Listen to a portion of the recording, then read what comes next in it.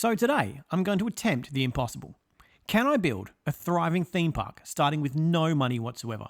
And when I say no money, I mean not only will I be starting with $0 and 0 cents, but I'm also not able to take out any loans at all. Can I make $1 million out of absolutely nothing at all? Well, let's find out.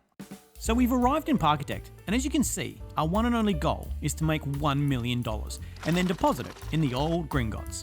But Jod, how can you do this with no money and no loans, you may ask? Well, as Guns N' Roses once said, all we need is just a little patience.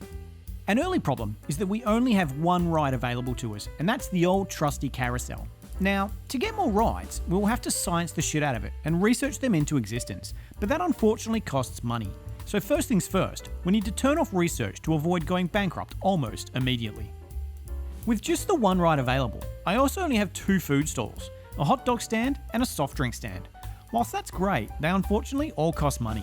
The carousel is $600 and the hot dog and soft drink stands are $250 each. Now early on, the only source of income I'm going to have is tricking guests into my park, and although I only have one tile of path for them to enjoy, I'm going to make the price $2. So at this rate, I will only need to get 300 guests through the door to afford the carousel. Fuck! The time had finally come to open up my theme park, but we just needed a name, and considering we were trying to make $1 million, I decided on the lovely name of Please Give Me Your Money, K Thanks Bye. And who's this? Why, it's our first guest, Rosalie Harris. She's thrilled with the $2 entry price, but she is annoyed that there are no medium intensity rides around here that interest her. Is my one tile of path not enough? It's free real estate.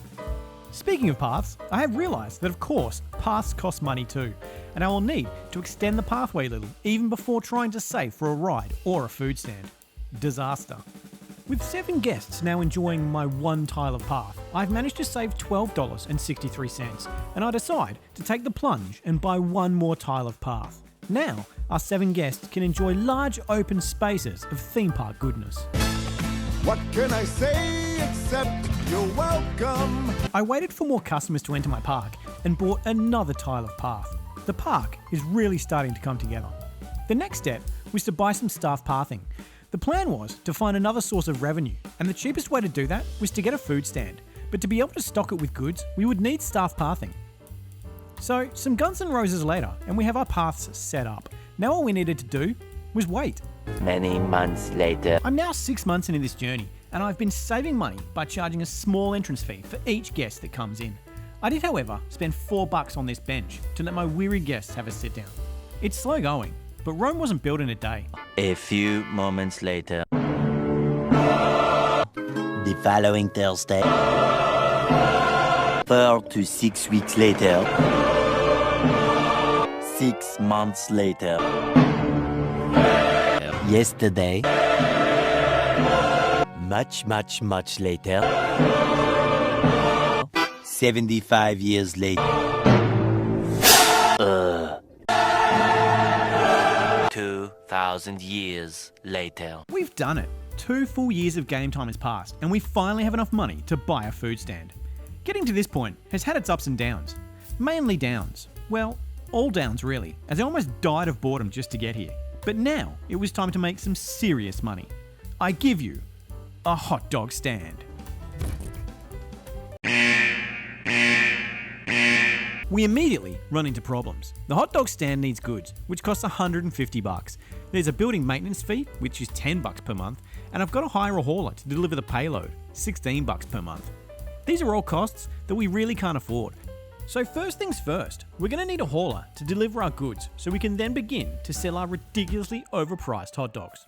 So welcome to the team, Monique Melton. With the guests now absolutely frothing our new hot dog stand, we were unfortunately still in the red. This spells doom, as bankruptcy is a thing, and it can ruin my plan to make $1 million. I'd better check the money situation and see if there is any way I can cut costs.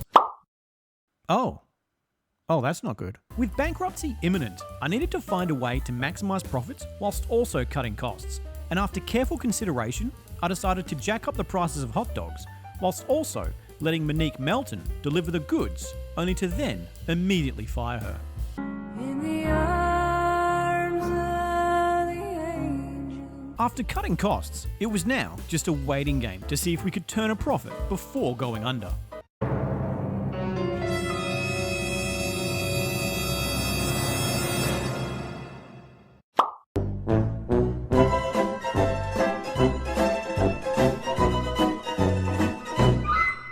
Just kidding, we did it. Having a look at our finances, and the game won't actually allow you to go 3 months without making a profit. Bankruptcy comes for us all. But luckily for you viewers, your boy Jod here is a shrewd businessman, and firing staff and making our hot dogs disgustingly overpriced has saved the day. Now that we are out of the red and we have an actual real source of income, I start to splash the cash like a boss.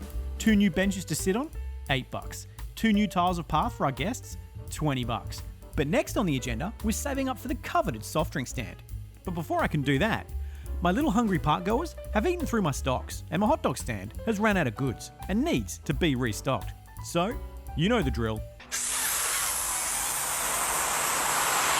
Order more goods, go into the red, immediately panic and freak out, hire Patricia Gutierrez, let her deliver the goods, immediately fire Patricia Gutierrez, tackle bankruptcy again, hang on for dear life, don't go quietly into the night, kick bankruptcy in the groin, celebrate your wins, and then start to save for that soft drink stand. Damn, I'm good! Can you feel that? Huh? Can you feel it?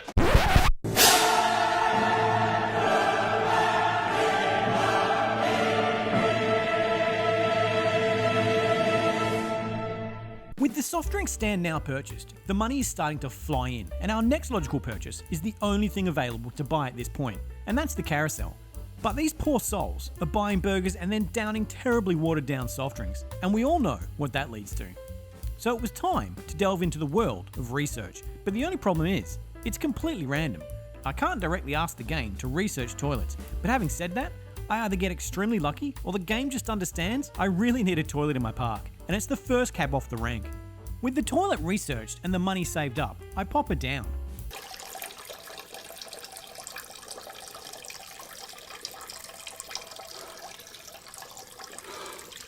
And with all the amenities in place, it was time to finally get some rides into this theme park.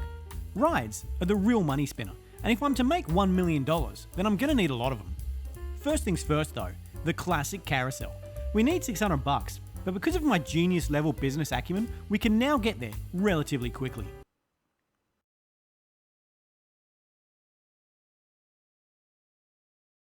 We've done it. We've saved up enough money to finally put down our first ride, which I'm now 100% sure that this is the first step towards Easy Street. My customers seem to immediately froth the new ride, but after the initial windfall, it turns out the carousel is a shit ride and a total money sink. Nobody really wants to go on it, and if they do, they want to pay as little as possible. And with the ride having a building maintenance cost of $20 per month, we're not even turning a profit. It's so bad that we slip back into the red and have to fight off bankruptcy yet again. But thanks to the 2 food stands, we survive to fight another day. So we pivot. Pivot! We sell the carousel and get back $120, and then we turn our attention back to research. We needed a more exciting ride, so now we just have to sit back and pray to the research gods to provide us with a total banger. So, after a little bit of time, we had managed to research quite a few rides, but they were all far too expensive. Then we hit pay dirt, the 4D cinema. It was cheap enough to get, but had enough excitement to start really bringing in the big bucks. And all we had to do now was save up the money. Well, we're waiting. 2 years later, and we had finally saved up enough money to put down the 4D cinema. This had to work, as my patience was really starting to wear thin. But your boy Jod here is of course a theme park genius, and our little customers absolutely froth the new ride, and the money starts to pour in. With our first permanent ride down, we had to capitalise on our newfound wealth. A little research later, and we find another cheap ride to pop down, and we welcome whatever this thing is to the park. With 2 rides down, this meant more people in the park and more money, so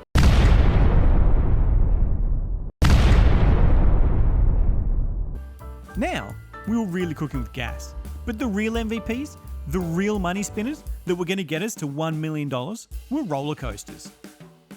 But there is one major problem with roller coasters. Your boy Jod here totally sucks at building them. Luckily for you viewers though, the Parkitect community often builds coasters and lets you pop them down in your park.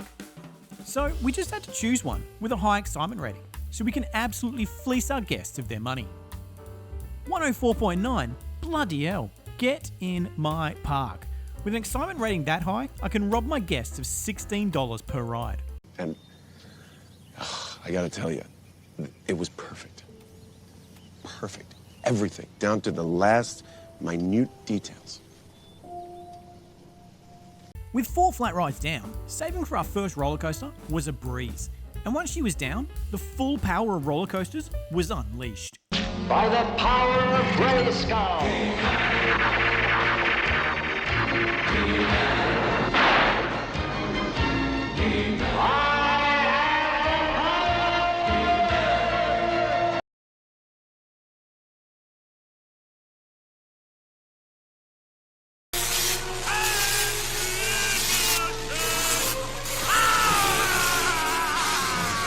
With bankruptcy a distant memory and the new power of roller coasters unlocked, it was time to start smashing in some rides.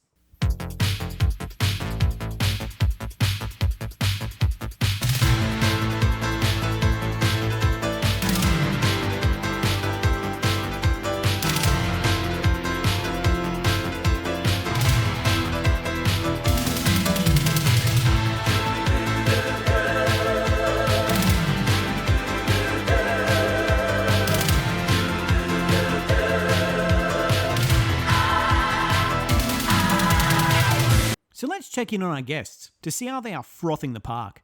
And who's this sitting on the bench? Why, it's everyone's favourite actress, Alita Angel. Let's see what she's thinking. She thinks this pizza from Pizza is really worth the money. And, oh look, she thinks you should like, comment and subscribe. Thanks, Alita.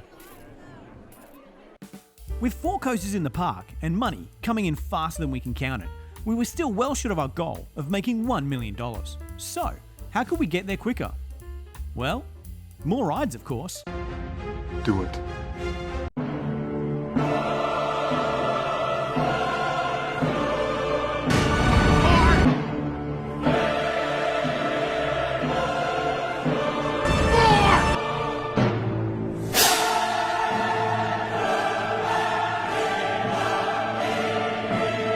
That's enough!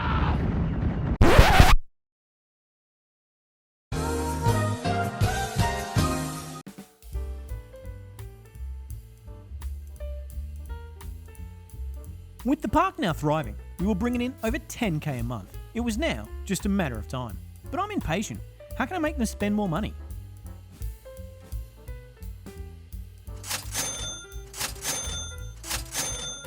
With a stupid amount of coasters and flat rides down, and my park currently hosting over 1,500 guests, we were officially on Easy Street and nearly halfway to our goal of making $1 million. And it was now just a case of popping down a few finishing touches and then sitting back, putting our feet up and watching the money roll in.